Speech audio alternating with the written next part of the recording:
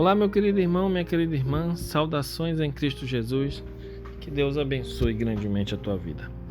Hoje, para a nossa meditação, convido você a abrir a sua Bíblia no livro de 1 João, capítulo 3, verso 4, que nos diz assim: o pecado é a transgressão da lei.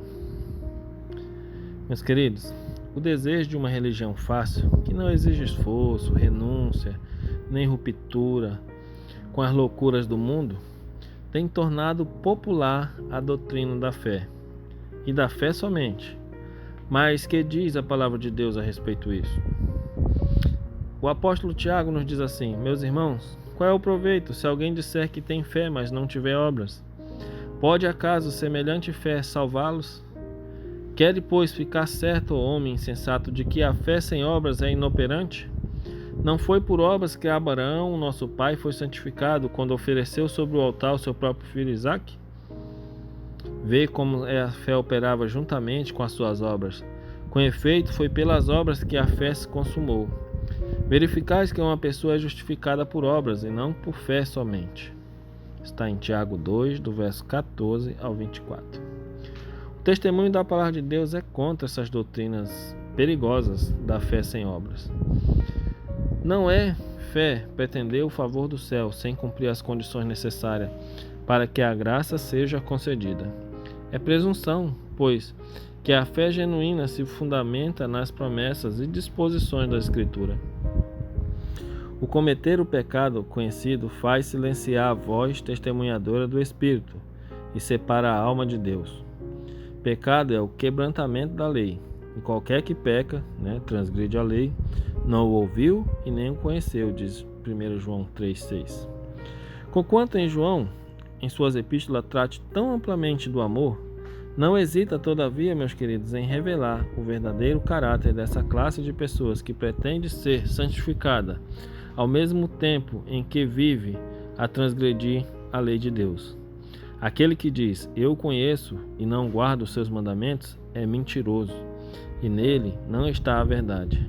Aquele, entretanto, que guarda a sua palavra, nele verdadeiramente tem sido aperfeiçoado o amor de Deus. Nisto, sabemos que estamos nele. É esta a pedra de toque de toda a profissão de fé.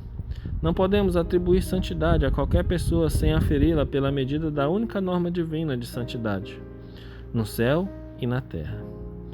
Se os homens não sentem o peso da lei moral, se amesquinham e consideravam leviana os preceitos de Deus, e violam o menor desses mandamentos, e assim ensinam os homens, não serão de nenhum apreço à vista do céu, e podemos saber que suas pretensões são destituídas de fundamento. E a alegação de estarem sem pecado é em si mesma a evidência de que aquele que a alimenta longe está de ser santo. É porque não tem nenhuma concepção da verdadeira, da infinita pureza e santidade de Deus, ou do que devem ser os que hão de harmonizar com o seu caráter. É porque não aprendeu verdadeiramente,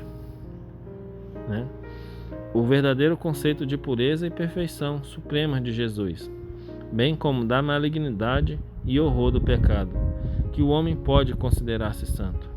Foi a justiça revelada em sua vida que o distinguiu do mundo.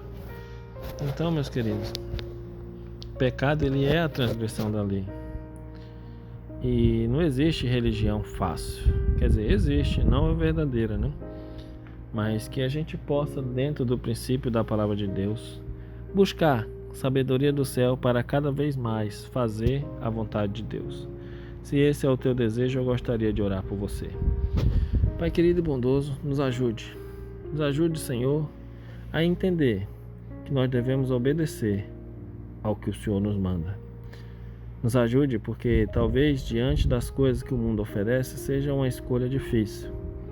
Mas nos ajude, Senhor, a estudar através da Tua palavra e entrar em harmonia, Senhor, contigo, para que assim seja mais fácil. Para que a natureza humana, para a natureza carnal que a gente viva, possa morrer diante da natureza espiritual que o Senhor quer implementar em nós.